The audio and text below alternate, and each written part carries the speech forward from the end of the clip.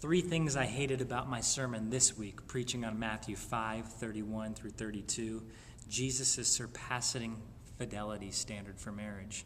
The first thing that was the entire time I was preaching, my associate pastor was looming over my shoulder with his pale white face.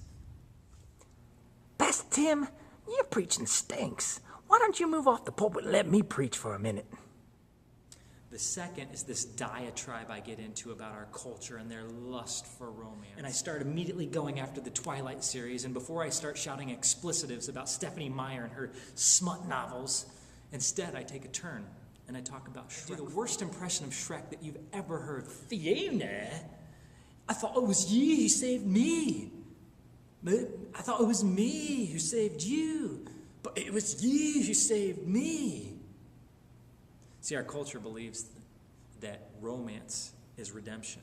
It's not. And the third thing I hated about my sermon this week is when you're talking about divorce, you're talking about something that's very raw and painful and vulnerable in people's life.